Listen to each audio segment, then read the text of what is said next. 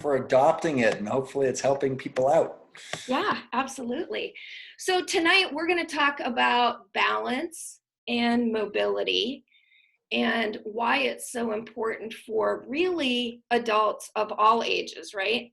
Yes. Because I think Yeah. we talk a lot about how detrimental falls can be in people 65 and older, but they're problematic for younger and middle-aged adults, and then adult or older adult athletes as well, right?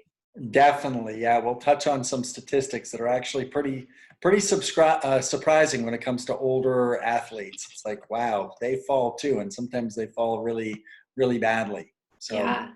So I don't know if you're going to get into this because we didn't really chat about your whole presentation, but are you going to talk to us a little bit about how the whole Mobility Matters thing came about? Yeah, I'll give a little background to that. So, first of all, Jackie, thanks for having me on. Hello, EFW world out there. It's great to see all of you, or hopefully you're seeing us at some point.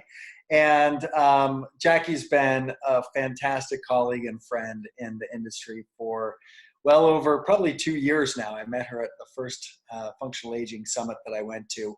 And I'll talk to you guys a little bit about balance and fall risk reduction.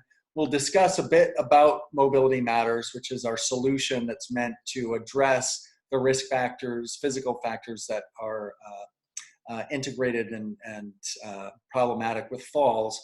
But then we're also going to talk about how we can use that content and put it into something fun, like a little challenge. So we're thinking the EFW community is going to challenge themselves over 4 weeks. 4 weeks to better balance. I like it.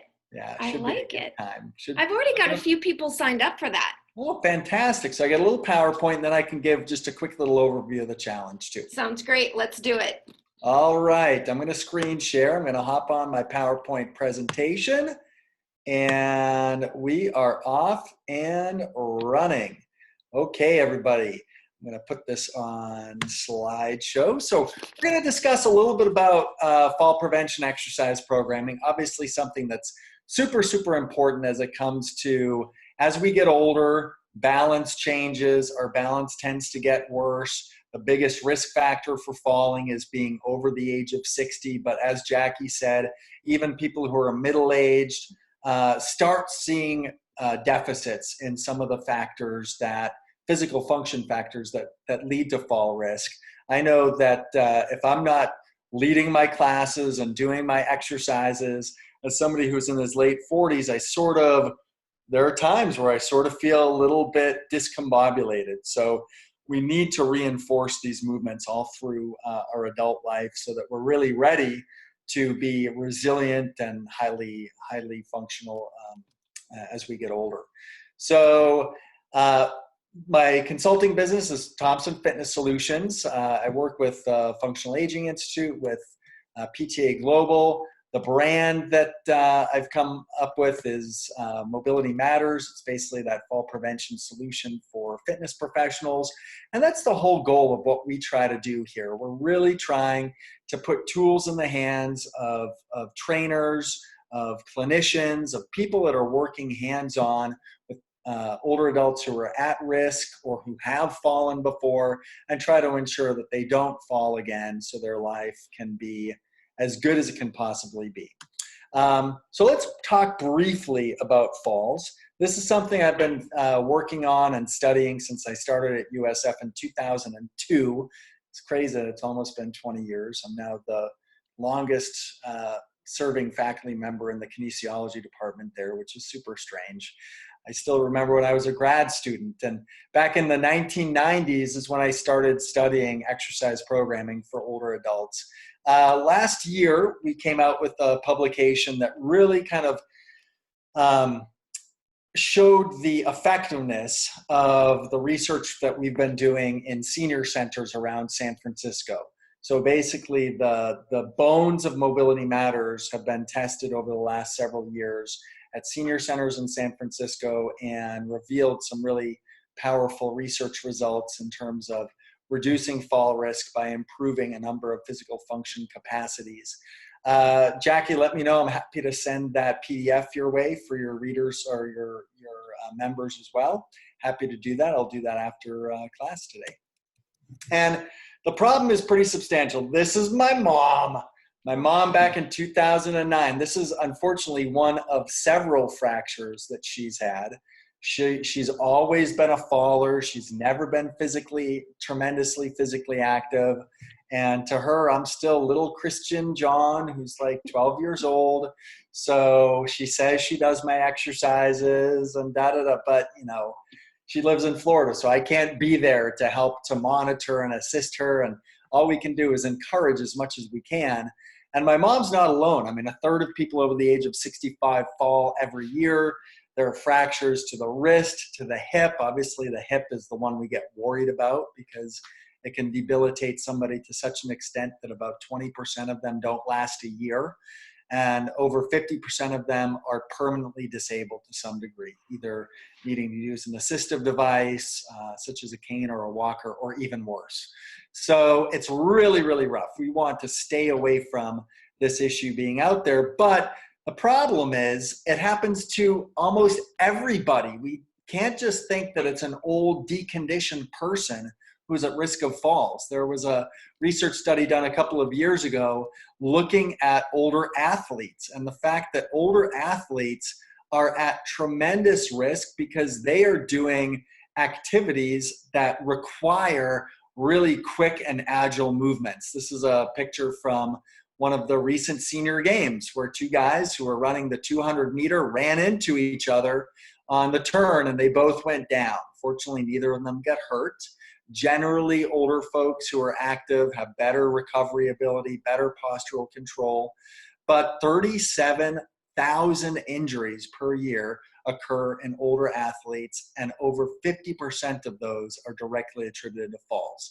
Maybe on a track, maybe on a basketball court, maybe on a ski slope. So, and the problem is, oftentimes these falls are a lot worse because instead of falling as you walk from the bed to the bathroom, you're falling going down a downhill slope on a ski run, or you're falling as you are at top speed running down a track. So just the impact is much higher and can cause a lot of damage. And it doesn't take a lot to take somebody from high functioning really far down to low functioning due to a fall. So we get concerned about that. Now, why are there so many falls? Well, there are 160 different risk factors. We've got stuff that exists outside of the body, so bad weather, even good weather sometimes, sidewalks that aren't very good, you're hiking a trail that has some loose gravel on it. Just those outdoor conditions that are so unpredictable can greatly increase the risk inside our own homes. And guess what? That's where we're spending all of our time now. And most falls actually happen in a person's home. So we have to be extra vigilant these days. Stuff's in our house that we don't see, we trip over. Maybe we have a dog or a cat and they leave their toys around and we trip over them. We trip over our furniture, we trip over our spouses, who knows? There's all sorts of stuff that exists in our environment that we have to be concerned about. Bad lighting in the house isn't helpful either. Bad adaptive devices, you don't have railings and grab rails in the bathroom and things like that. And just what we wear, maybe you've got clothes or footwear that just is not right for you. So those are things outside of the body. Then inside the body, many, many medical conditions increase the risk. Somebody has, say, arthritis in their left knee. That's going to affect their gait pattern, the way that they bear their weight, the way that they step. And inevitably, that changes their movement patterns enough that it puts them at more of a risk. All these compensations lead to non-optimal movement patterns. People that have visual issues, inner ear vestibular issues, issues with, say, diabetes where they can't feel their feet because of neuropathy, all of that stuff increases risk for falls. Somebody doesn't have enough vitamin D, they don't have strong bones, and they also can't move quickly. Our fast twitch fibers need vitamin D in order to activate really effectively. So poor nutrition, which we see a lot in older adults, is problematic. And then the stuff that, we work on always in the gym with clients and with patients in the clinic, mobility, balance, strength, gait, all of those things are really highly modifiable risk factors that we can take immediate action with. So because there are all of these issues out there, it leads to 1 in 3 older folks falling each year.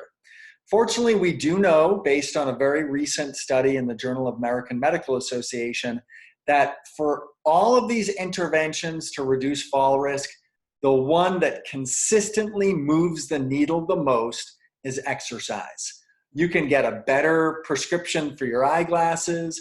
You can install grab bars in your bathroom to your heart's content. But without exercise, it really does appear that the needle does not move very much. An 11% reduction across tens of millions of people could reduce over 1 million falls a year in the United States. That's a meaningful change if people just were more prone to getting involved with the right type of exercise to reduce their fall risk. Unfortunately, our current recommendations are very, very general, right? We've got recommendations from the government on physical activity for Americans. We've got recommendations from the American College of Sports Medicine, from the American Heart Association, and they say, well, make sure you do 150 minutes of moderate intensity activity per week, or do 75 minutes of vigorous activity. Unfortunately, that's really not enough, because if at all, they'll say, incorporate some balance. I mean, what does that even mean, right? There's not a lot of guidance as to what we could be doing to make ourselves more resilient to resisting falls. That might be good stuff to help your blood pressure or your heart condition, but when it comes to reducing falls, we need to be much more specific with our exercise programming. So out of research that's been published over the last 10 years or so, it's become really apparent that certain things work really, really well, and other things just don't have the evidence behind them for a fall risk standpoint. Cardiovascular exercise, great at managing blood pressure, great at providing energy for a person, but it's pretty conclusive that cardiovascular exercise is not going to help a person improve their balance or reduce their fall risk. Yoga and Pilates, they probably do help, but there's just not enough research yet for us to say definitively.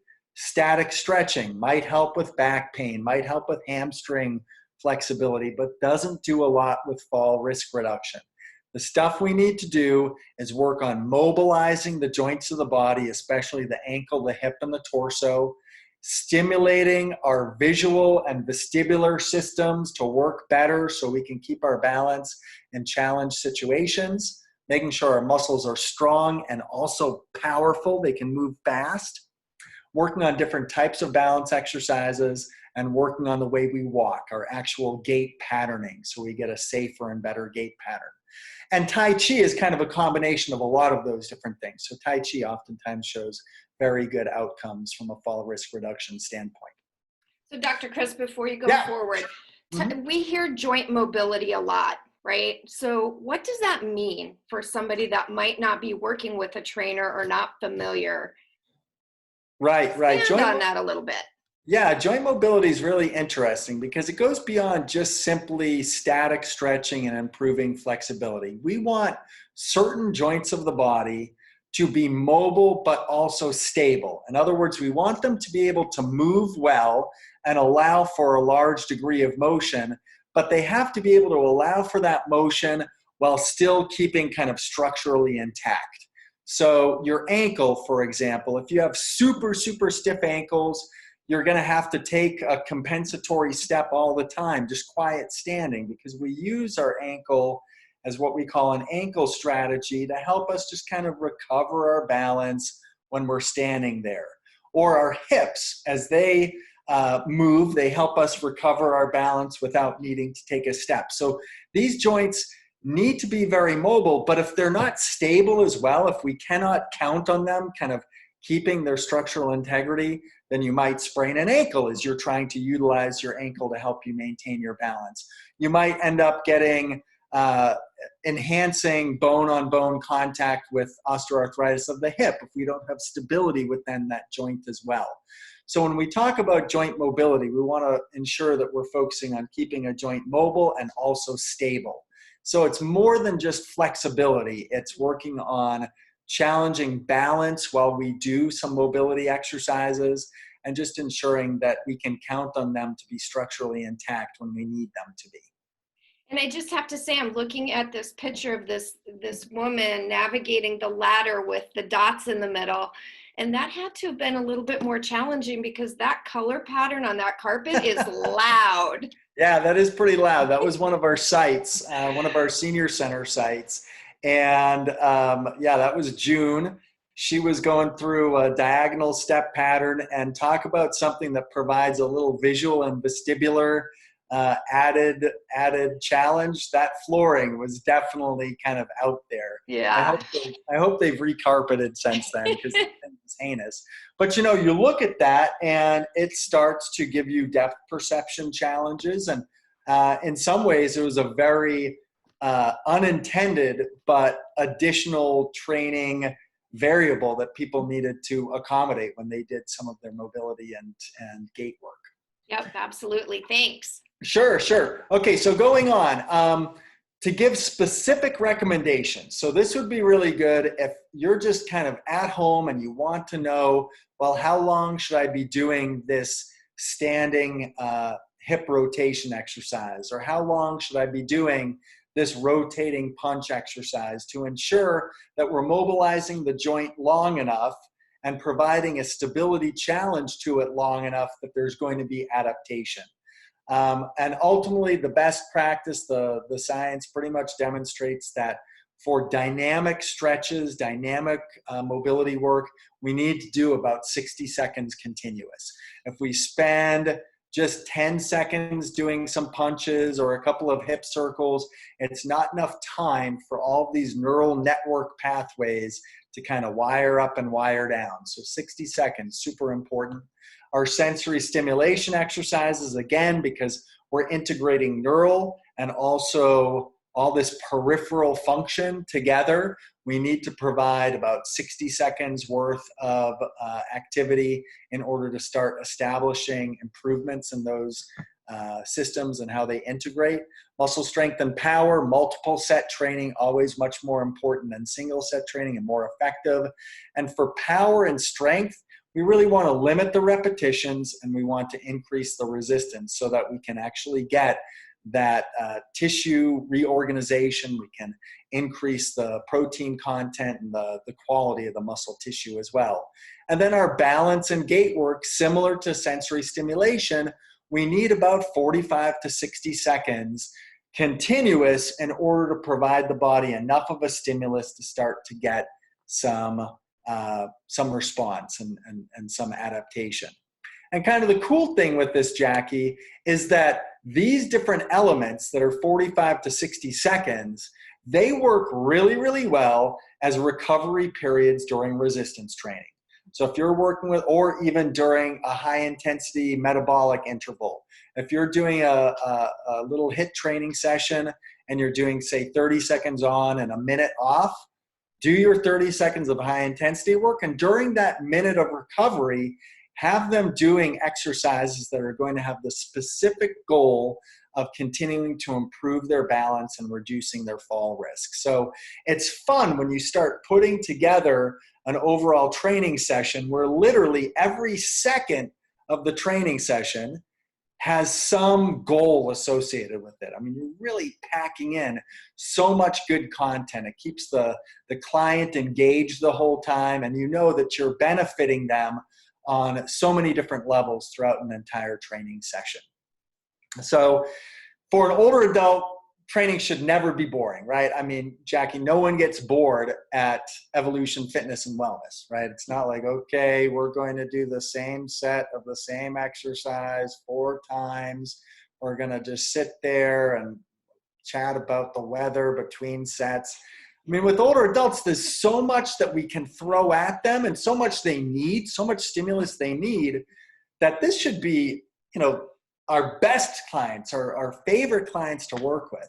Yeah. So I would encourage all of you at home to ensure that while you're sheltering in place, you're also doing some stuff to work on stimulating your sensory capabilities, working on your static balance, your dynamic balance, working on your stepping patterns. And all of that is essential to helping you keep your functional level. Because when you get back to the gym, Jackie's not going to take it easy on you. So you can't come back and our deconditioned shape. We have to come back ready for action. And let's hope that happens sooner rather than later. Any questions on this content here, Jackie? No, we're good. Okay, fantastic. So Jackie and I were talking about a way that we could really start integrating some of this unique sort of balance exercise into what you all are doing at home. So we've come up with a 4 weeks to better balance challenge. Oh yeah.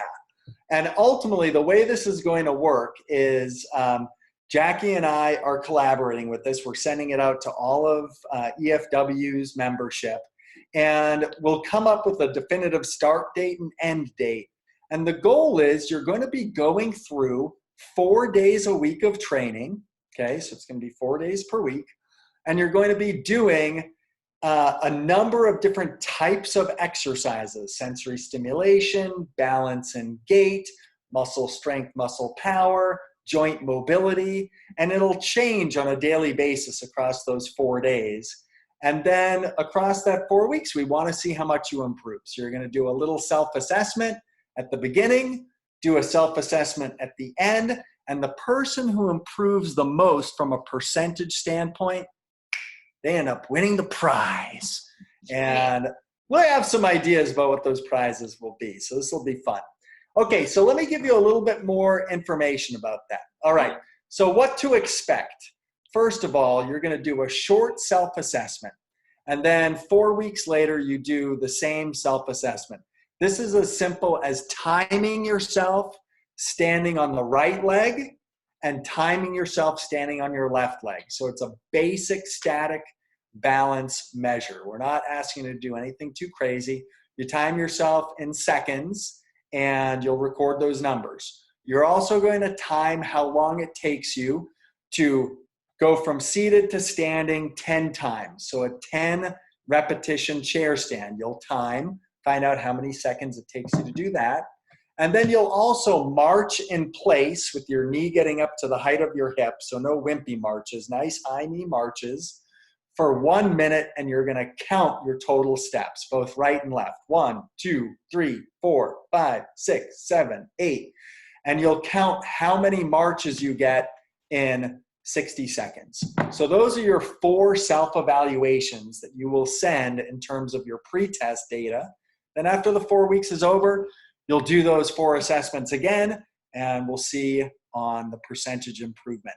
You're gonna follow a specific set of exercises. You'll progress after the second week. So the first 2 weeks, you'll be at one level. The second 2 weeks will progress you to another level. And the best part about this is that Jackie and I, and you see a little screenshot there, this I actually did earlier today. I sent it off to one of Jackie's colleagues, Rosa, who's down in Southern California.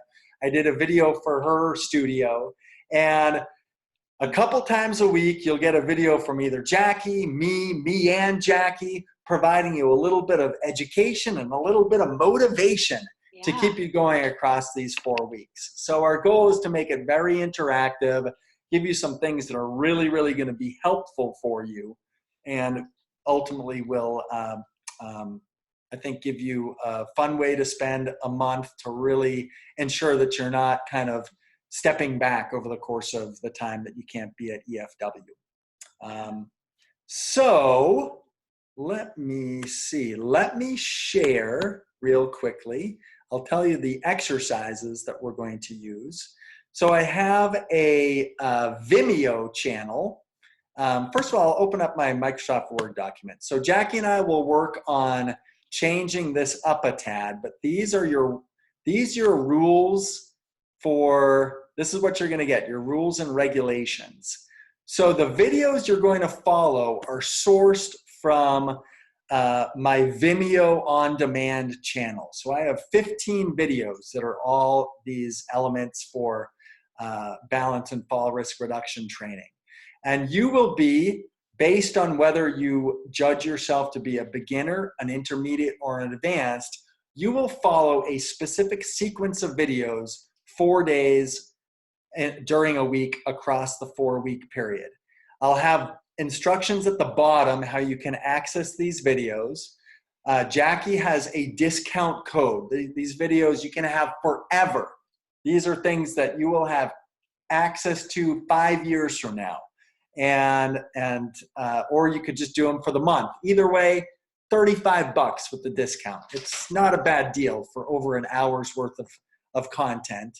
So you'll go to vimeo.com, on demand, Mobility Matters. It's 4 weeks long. Here are the self-assessments. She'll remind you how to do those. You're going to follow the exact video routine. I've numbered the videos 1 through 15. So if you're a beginner, you will do these 4 sequences. If you're intermediate, you'll do these 4 sequences. If you're advanced, so you're just basically doing a different sequence depending on what level you happen to be at. And then we'll send you, again, those words of wisdom and words of encouragement regularly just to keep you on track. And we'll monitor the results at the end of the time. It should be a lot of fun. I also have some instructions on how to access those Vimeo videos. And Jackie will send you that access information along with her promo code so that you guys can get your 15% discount.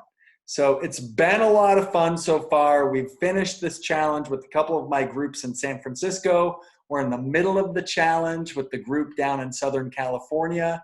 And we also are doing, we're in the 3rd week at Washington Athletic Club up in Seattle. And people are having a good time with it. Unfortunately, you don't get Brad Pitt, right? You get me and you get Jackie. But hey, trust me, they'll still be fun. Yeah. So there we go. I'm going to stop screen sharing. And yeah, let's chat a little bit. Jackie, do you have any questions? I don't, but we have some folks on here. So for those of you that are watching, either on Facebook Live or through the Zoom presentation, there's a little Q&A box down there. So if anybody has any questions, let's go ahead and shout those out. Let's see if I can Shout see. it out, people. Shout it out, people. Yeah. So Chris, tell me again, like when we're not in COVID, right? Mm-hmm. You and your students, if I remember this correctly, are working with groups of older adults on a pretty regular basis using the content that you've generated in these videos, right? Yeah, correct. We're in a program called Always Active, which is a citywide program in San Francisco. We're at over 20 different senior centers, and we deliver fall prevention programming. I'm able to work my students that are kinesiology majors into these community sites. They take a class with me called Physical Activity and Aging, where they learn the assessments, they learn the program design strategy, and then they get hands-on experience working with really the age cohort that many of them are going to be working with when they get out of here. You know, they want to be a physical therapist to the San Francisco 49ers. They're probably going to be a physical therapist to the San Francisco 79ers. So it's a really good idea for them to start getting experience and really appreciating and breaking down some of the ageist stereotypes that we have as it concerns the way we perceive older folks. We might think that they're not very functional, but after some experience working in these settings, students, their eyes open and they recognize, number one, they're really motivated to get better, and oftentimes they're in much better shape than they anticipated they would be. So it's really a great environment to get them involved. Yeah, I have a colleague of mine that teaches the NASM certification program through our local community college. And he often each semester asks me to speak with his class so that we can kind of broaden their awareness of the types of opportunities in personal training. Mm-hmm. And I try to talk about this group that I knew from the very beginning when I opened DFW that this was the age population that I wanted to work with. And that was based on my personal experience, right? And just the opportunity that I've had to meet professionals like you and Robert Linkle out in Sacramento and Dr. Evan Osar in Chicago and Brian Glatt, the brain health guy. You know, being able to bring that back to my community and help them up level has just been so rewarding for me. And I've never met a population of people that are more appreciative of the effort, right? So they do work Absolutely. hard. And it makes me sad that people have this ageist mentality about older adults and thinking that everything they do is limited, because Yeah. I see the other side to that. They're amazing. Yeah. Yeah, I agree. When I was a master's student back in 1993, I went to University of Oklahoma. My whole plan, go to med school, become an orthopedic guy. And I thought a good way to start that would be to work in the athletic training room, getting experience hands-on with athletes. I go in there and I'm telling like a 300-pound offensive lineman how to rehab. They're looking at me. At that point, I was 165 pounds running 10Ks. They're like, what does this pipsqueak know, right?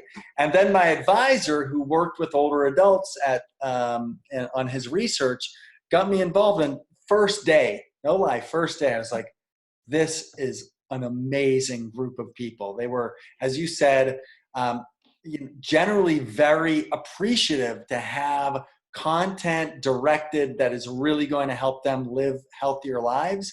And what's really interesting is you can actually see small improvements mean huge things in quality of life. I mean, Right. just making a little bit of progress on strength opens things up. A little bit of progress on gait allows them to have confidence to do things that maybe they hadn't done in a few years. So Yeah. just from a personal gratification standpoint, this age group is just, I get more out of it than I think they derive Yeah. from the exercise, because it's so fulfilling.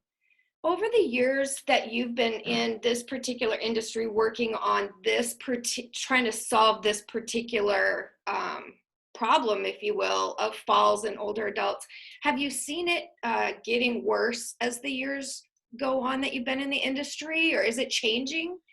I would say that it's getting, well, the fitness industry is, because it's unregulated, it can be kind of seen as the Wild West, right? Mm-hmm.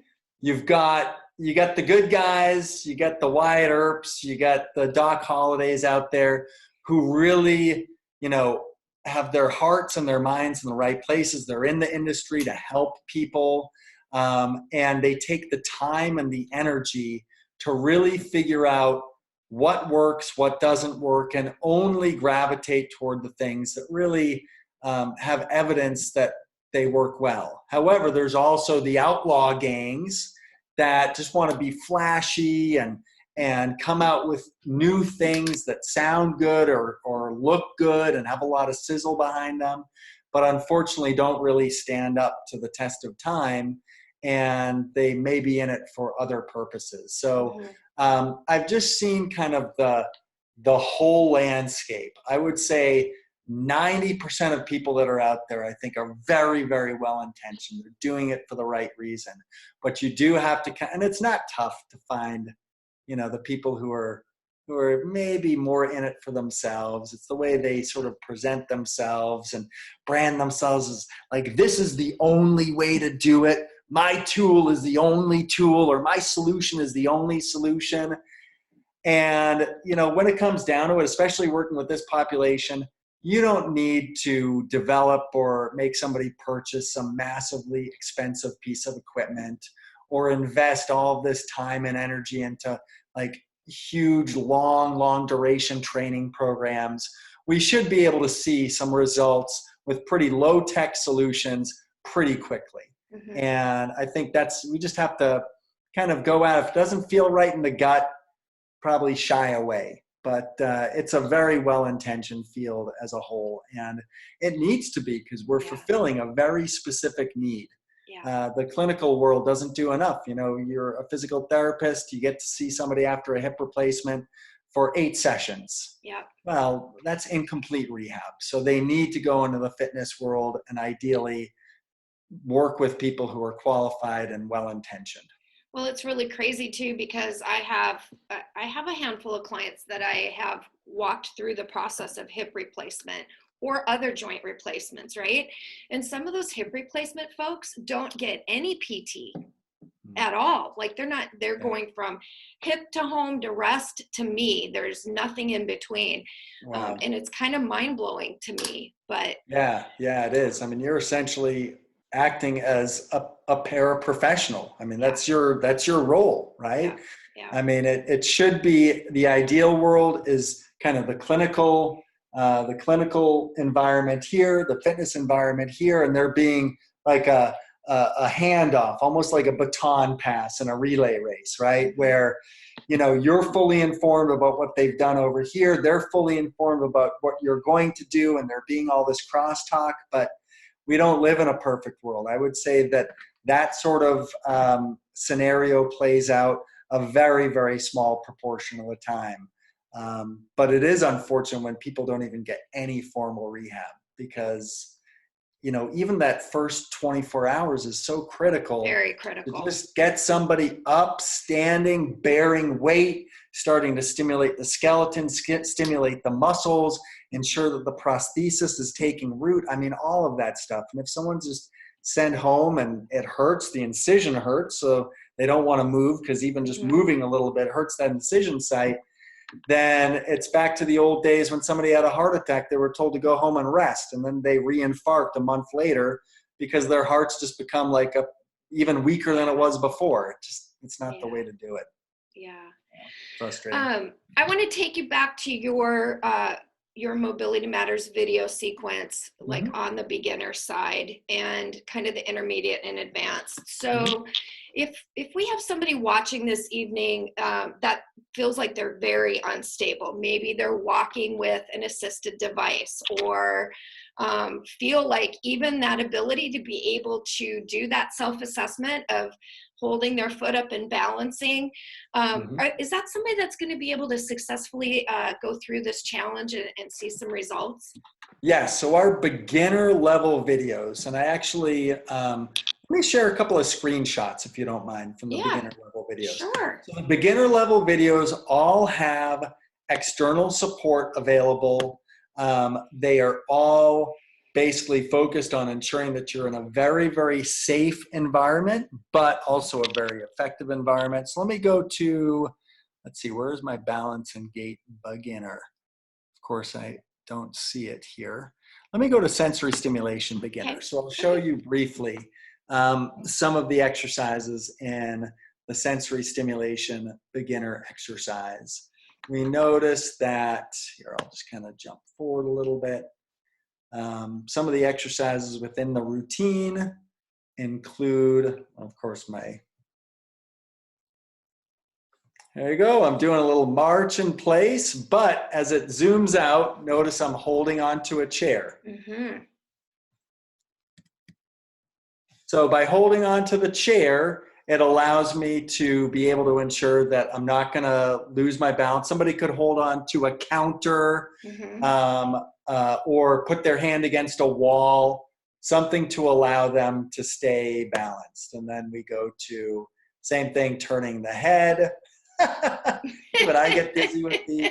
I've tried these and they're challenging for me. They are pretty tough. I mean, when we start doing novel exercises we haven't done before, it gets really, really, really tough. Here's some joint mobility work on the beginner level. I'll just kind of jump in to a couple different locations in the video. And again, see that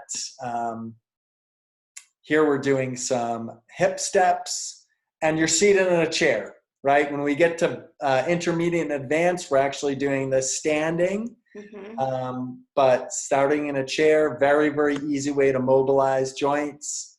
Here we're doing some torso mobilization, rotational torso mobilization, reaching back, reaching forward. So the thought is we want to ensure that it's targeted toward a person's current level of function and that we don't put anybody at risk by doing a level of challenge that's beyond what they can do. So the guidance basically would be if you need to really use your hands to get up out of a chair, or if you use an assistive device to move around your environment, you're probably best off starting with the beginner sequence for the challenge. If you are at a level of function where you're mildly to moderately active, maybe you do some gardening, maybe you do some golf, you walk the dog around the neighborhood, that probably would be intermediate. If you're somebody who engages in high intensity training, you do spinning classes, maybe you're a master's athlete, then probably advanced would be okay. But the point, I mean, you could always watch the videos and then sort of select, well, I feel comfortable with advanced on joint mobility, but maybe I'll do intermediate for balance and gait. Or maybe I'll do beginner for sensory because that's really weird, but I'll do intermediate for my other one. So you can customize a tad, but just make sure it's 4 of the videos, 4 days a week, and you're good to go. 4 and 4. 4 and 4. 4 and 4. Got it. All right, somebody popped up a question here. Jackie, is this challenge available for EFW clients only, or can we share with others? Absolutely share with others. Yeah. I actually sent this information out to my entire EFW list. So about 1,300 people got the information. So please feel free to share that information. Why did I lose you? Okay, hold on. I'm back. Could you say that again? I lost you for a second. I saw that look on your face like, what happened here? I can't hear her. So one of my clients is asking if this challenge is available just for EFW clients only, or if they could share with others. And you can absolutely share the information with others. Yeah, for sure. Share with others. Yeah, they would just want to make sure when you send the your pre-test results, make sure that you and you'll be sending it to my email address. I won't share it with anybody, I promise. Vimeo doesn't share with anyone. You won't get all this third-party stuff. Just make sure you say, I'm affiliated with EFW, or my friend's an EFW member, because we've got so many challenges going. I don't want to put somebody in the wrong challenge, right? You're competing against people in Rose's studio in Southern California. So just make sure you note that this is for Jackie's EFW group. And yeah, you'll compete against maybe 10 people get in, maybe 20 people get in. The more people that get in, the bigger the prize. The bigger the prize. I have some ideas on that. Chris and I've been talking a little bit, but cool. We're going to slam dunk on the prizes for Absolutely, sure. No doubt. So, all right, last call for questions, anybody? All right, it's probably dinner time for you there. Getting there, can't wait. We'll start with the drink though. All right. Sessions? Okay, it looks like Rose asked how long are the sessions. So there are 4 videos per class, per day. And when you put them together, it ends up being about 25 to 30 minutes or so. So we're not asking for a full hour. Generally, they're probably not even a full half hour. But it's targeted enough to give you the right stuff to do 4 days a week. You'll get responses. You'll get a lot of adaptation. So each video, just so you guys know, each video starts with a little explanation from Dr. Chris, right? And he's right every one of these, if I remember. Actually, these sequences are just the exercises back to back. Oh, awesome. So the explanations I've taken out. These are just meant to be kind of video flow sequences. Gotcha. Okay. It just goes from one to the next, to the next, to the next. Oh. None of this babbling stuff. I babble too much anyway. No comment. All right. Hey, thanks for having me on, Jackie. And thank you, EFW world out there. And I look forward to seeing you do the challenge. Do the challenge. Thank you so much, Dr. Chris. I appreciate it. It's great to see you again. Great to see you too. Bye, everybody. Bye-bye. We'll talk soon. Sounds good. Bye.